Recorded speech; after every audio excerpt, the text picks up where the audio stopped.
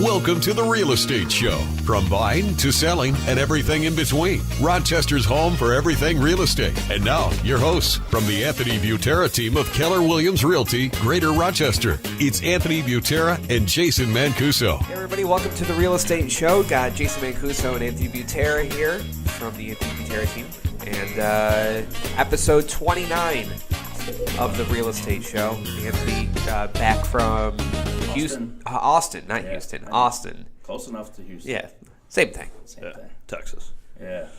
Not vacation. Now is not the time to go there on vacation. It's over 100 degrees every day. Yeah. Unforgiving heat. I made the mistake of walking outside to go get lunch and had to change my shirt before the afternoon started. Well, it's funny. You can spot the locals because literally it'll be 103 degrees out, and the locals are eating outside of restaurants, like on the patio or the rooftop. It's got to be a thing where, like, if you live in it, then you just don't. I don't know. Maybe I'm just a fat kid and never gonna happen. But they just don't sweat. For the same reason we acclimate to our weather when it's 10 degrees out, they acclimate to that environment. It just stops bothering them. Well, just think of like the spring going into the summer. You know, like that first 60-degree day. All of Rochester is in shorts and stuff. Yeah. Right. Now going summer to fall, that first 70-degree day, everybody's going to be in hoodies and like, you know. Yeah, it's like everyone in Florida that has pools. Like as soon as it's under 85 degrees, like they do not go in anymore. Yeah. Where in Rochester it's 65 out and everyone's got their pool heaters on. Crack it open, you know. Yeah. I'm just really curious behind the science behind it. Like how do you not sweat when it's 105 out? I have no idea. You just douse yourself in degree underarm. Or strong enough for a man but made for a woman. Yes. Whatever one that one That's is. what I used in Texas. It worked. Yeah. It worked. No, I was there. It was not vacation. It was work related. That's where our headquarters is. We had what's called Mega Agent Camp. Jason came out you were out there, 4 days, 3 nights? Yeah. We were back. We did the podcast last week with Derek Schluter on Friday.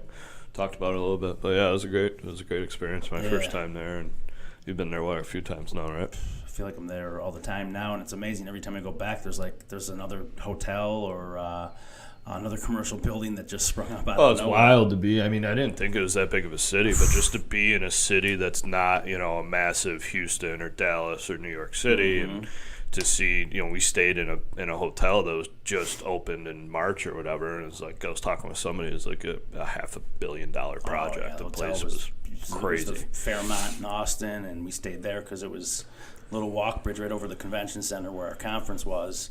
And the competition there, like, you have no choice but to kind of consistently either be building new brick and mortar or doing a complete overhaul. Where Rochester, you can get away without updating hotels for 20 years before someone starts calling you out, like the Department of Health. Just go to the Hotel Cadillac, put a new coat of paint up, and you're good. Freshly painted. Call it a Hilton, and you're set. Yep. Turn the mattress over. Right. Shake the bed bugs off and get a hotel. Over. Yep. Yeah, it's just kind of, I love Rochester, but it's interesting to be in a city with cranes, I guess is the way to put it, right? They're top 3 fastest growing cities. I would imagine, yeah. It's turned into a tech hub. The nightlife's outstanding. I mean, literally, there's live music, on a Monday at 2:30 in the afternoon, and such competition with the bars. You get solicited out there as you're walking past the bars to come in. You feel like you're in the red light district of just the bar music, scene. Yeah, they're trying to lure you. Well, we were there. We were out on a Wednesday night, and we ended up at this hotspot piano bar, Pete's Piano which Bar, was awesome, world famous. But the walk there, we literally walked past. We probably did half the street, and we walked past 20 bars that had live music going with like 3 people in it. Yeah. That's just, I don't know, it's cool. It's probably, similar to Nashville, I bet, where if you want to make it in the business, you're probably starting off there playing an empty bar on a Wednesday night. The bands always love when there's less people in the bar than in the band. They love, performing. Ska bands. Give it hell, guys. Tonight's the night. Got a 13 person horn section going. Well, you never know who's the record producer in the crowd, right? Correct. So you got to play your ass off. Correct. So, that was a cool trip, though. Yep, Glad we went. back in action. Not that it really ever stops because you're still dealing with stuff whenever you're away, but we're back. August felt, while it feels we're still in it, August feels a little bit different than July and June did. Still heavily favored for the sellers, but the again, the multiple offer situations, unless something's priced super aggressive, home ownership it's attainable.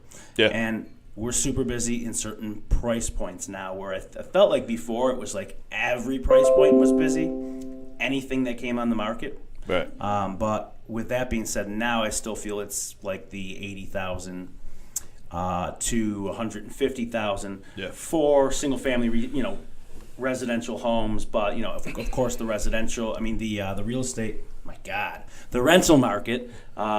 City investment properties, that's busy. I mean, that's really, we've been shocked this year with the amount of money some homes have gone for in the 19th Ward, and we talk about North Winton Village all the time. What that's done over the last 5 years has been crazy. Yeah, I mean, I think just because of the price points, the market and the investment angle of things is always stable. Yeah. No matter what time of year it is, just because a lot of it comes from out of town money. Yeah. So they don't care if it's snowing here or not. They're just looking at the numbers and deal makes sense or not. But I think, unfortunately, to have the conversation of going into the summer being over, I think that the key word is leveling. We talked about it a little bit, I think, a couple episodes ago. But, I mean, I think if you're a buyer out there and you were frustrated by the way things went in the spring, early summer, and losing out on multiple offers, and you made 5 offers and didn't get one of them to stick, and decided, screw it, I'm frustrated, I'm out, which we saw happen a lot. So, I mean, if we're seeing it, then it's definitely out there.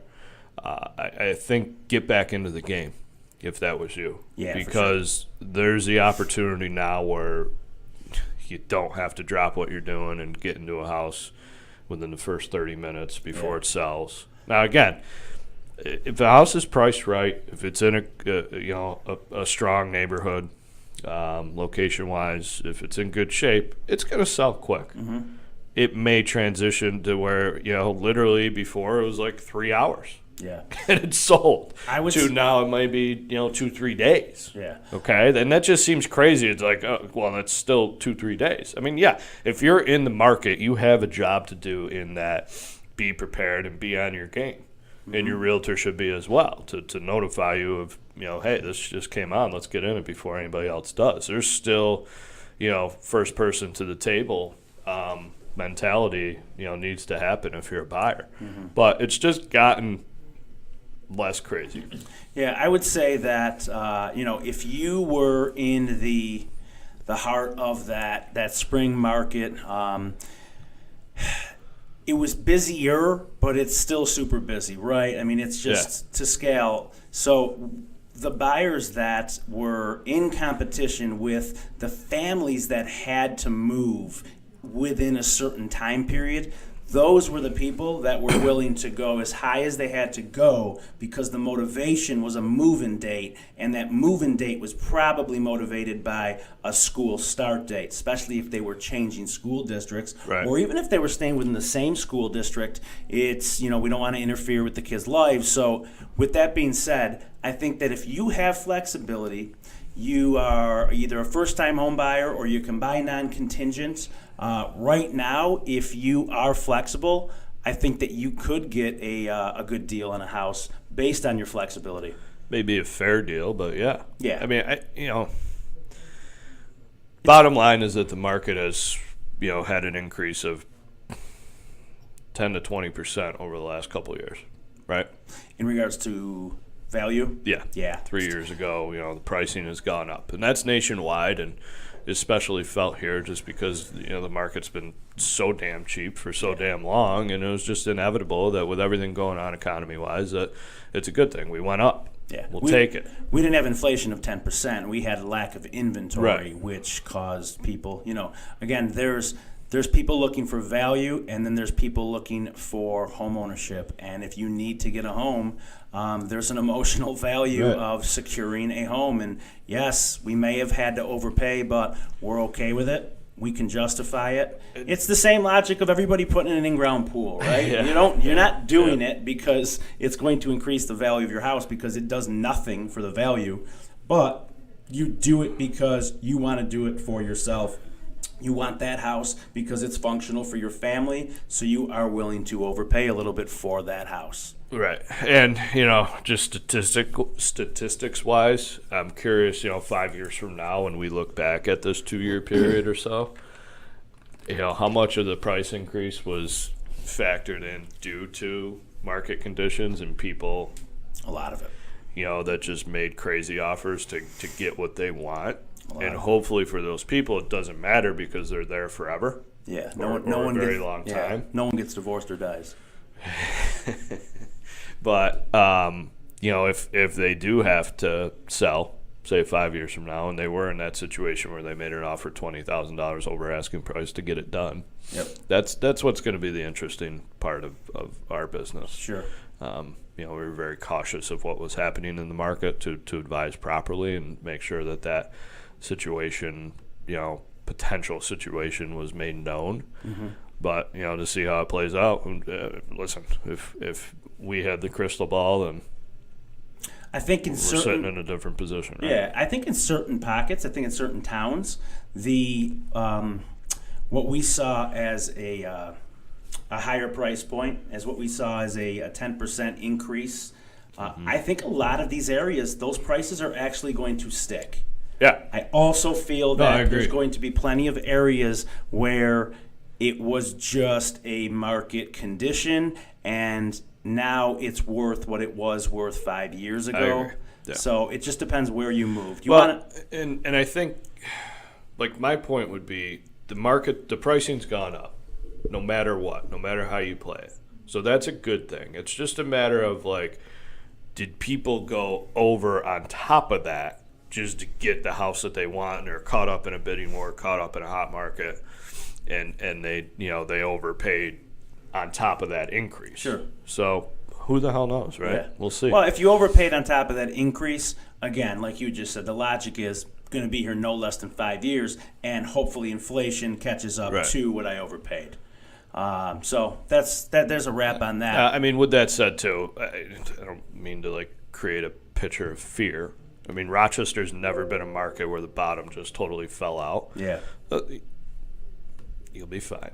Yeah. No matter what. If you die, you don't care. But if you do get divorced, then you'll get out of it. Yeah. We'll find a solution. We don't have the drastic peaks and valleys of, your South Miami Florida, market. exactly. So different. So, somewhat of a segue, now that summer's over, what's it going to be like fall leading into the winter? Sure. I think, I said it, but I think that concept of just leveling out is there. I think you're always going to have different segments of the buyer population, so to speak, where, there was that, you get, historically speaking, always, late spring is always the mad dash, hey, I want to be settled in by the time the school year starts. Yep. So there's a lot of people that fall into that category. That's just a small, maybe not small, but that's one segment of many. Yeah, the crazy chunk of the market where it was insanity, there was a lot of things that played into it. There's a lot of variables, and we cannot forget that we had 45 days straight where it did not get above 20 degrees, right? We felt that. Sure. We felt that. Yeah. We could not get people motivated to leave the house. You could literally die for leaving your house. So it's tough, you know what I mean, to go out and look at houses, especially if the houses are vacant. Right. And the thermostat's set at 50. Right. It's just it's a tougher time. Or if the houses are vacant and the driveways aren't plowed, like those days, you honestly had to subtract 45 days from your ability to sell. Subtract 45 days from your year. And that happened. We felt the effect of that. We had not a slow start compared to the competition, but a slow start compared to what our goals were. Yeah. Our goals were a lot higher, and what happened was during that hot chunk, which we're still in, right? I feel like we're on we're not on the tail end, but we're more stabilized than we were before. Level. Yeah, it's starting to level out. So it's still a great market for not just the sellers, but sellers and buyers as well now. And that's where the transition was. It was like, okay, if you're a buyer in the market, with what it's been in the spring, summer, in the last couple of years, it's like, is it really, it's almost like, are you getting screwed? Yeah. I hate to say that because you're buying a home that you're happy with, hopefully, but just with what the prices were, that was kind of like a sentiment. Yeah.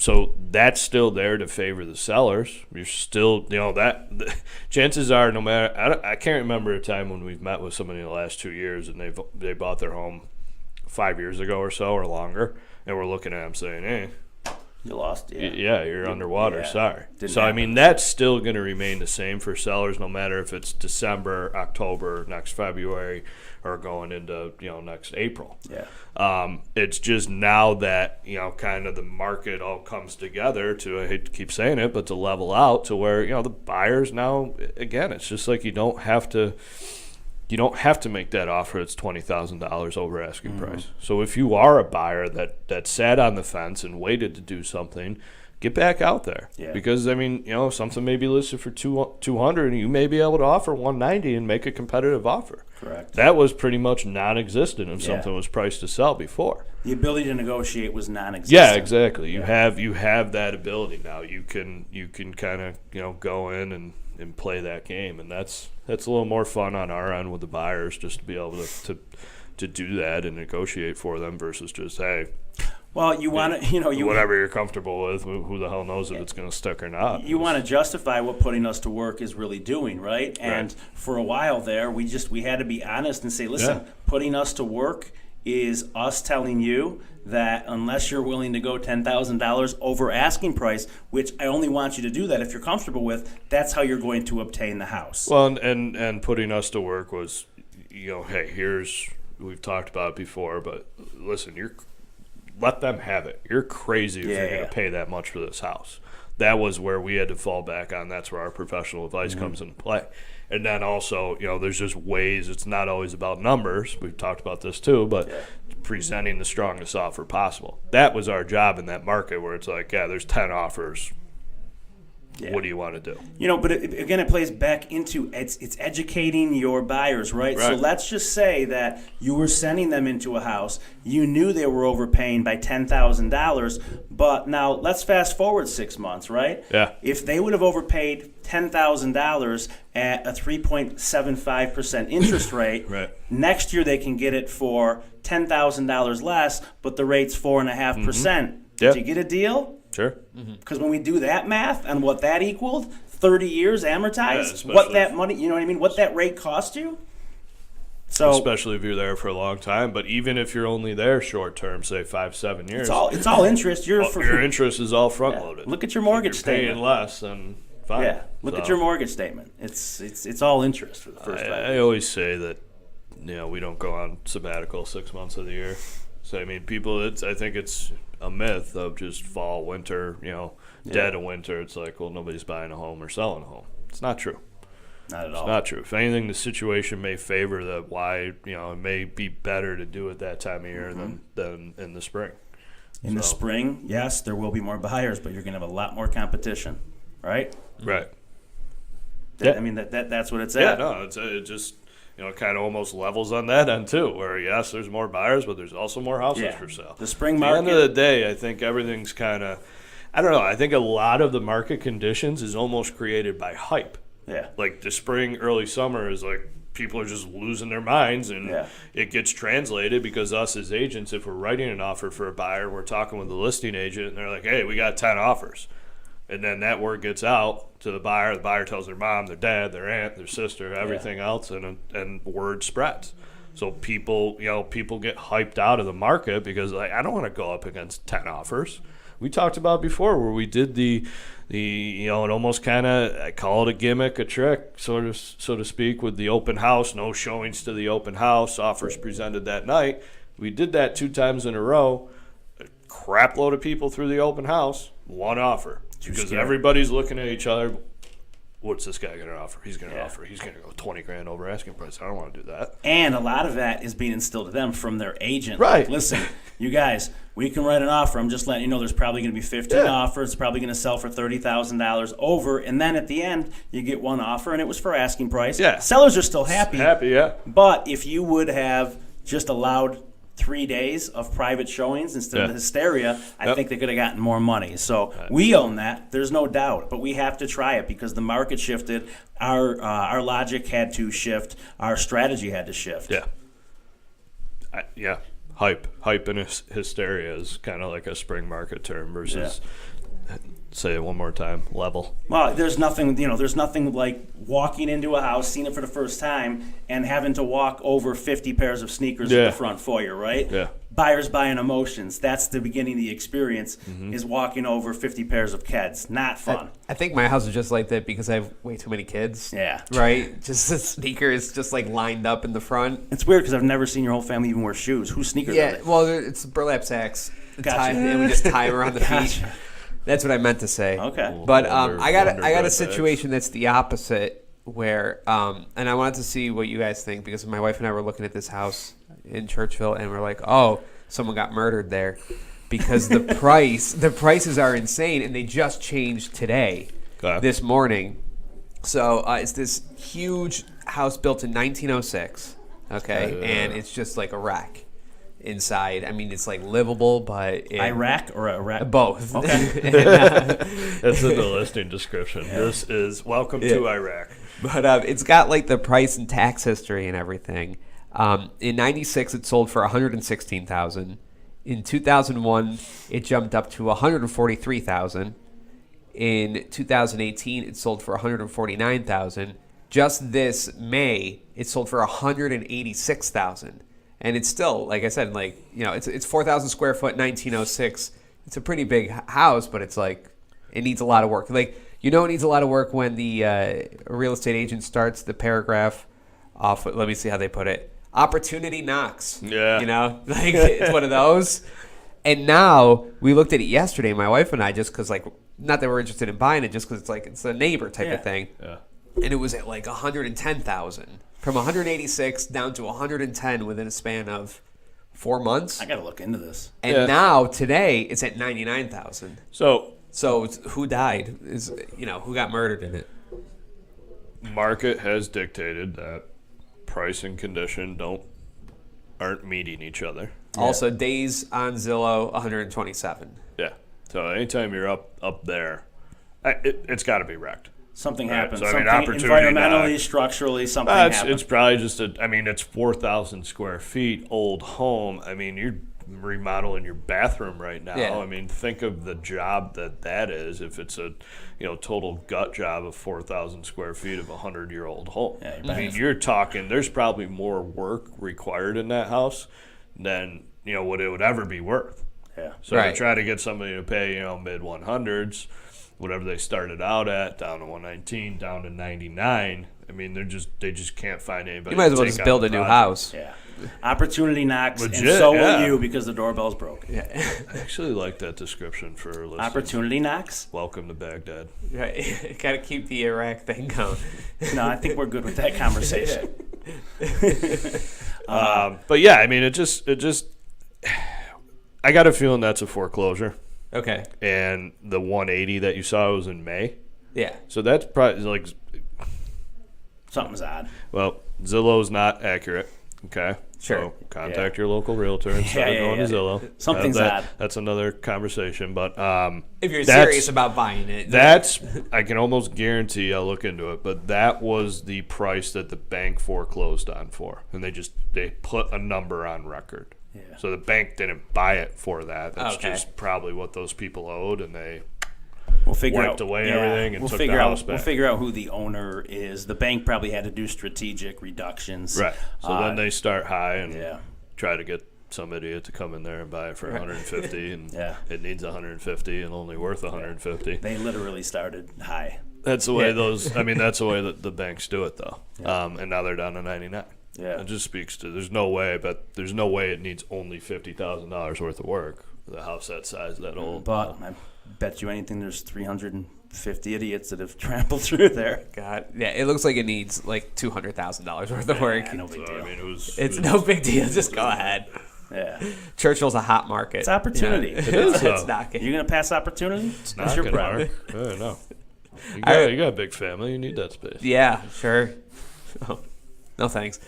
But Imagine so the septic on that one. do you want to? And my family poops a lot, so we need even yeah. bigger. You know. That was episode 23. All right, so we've got a couple of questions, listener questions to get to. One we kind of already touched on about couldn't put a house on the market. Should I still bother going fall and winter? But there's this one where somebody had their house on the market for 45 days, and without reducing price, what can they do to get it sold? Reduce the price. Oh, okay. All right, done and done. You heard it here, guys. No, I mean, honestly, if it's been on the market for 45 days, unless it's being misrepresented, so let's go back in time 5 years, buyer's market. 45 days really wasn't uncommon. Right. Like 40 days on the market, average sales days in the market, that was like bragging rights. 45 was essentially 10 to 15.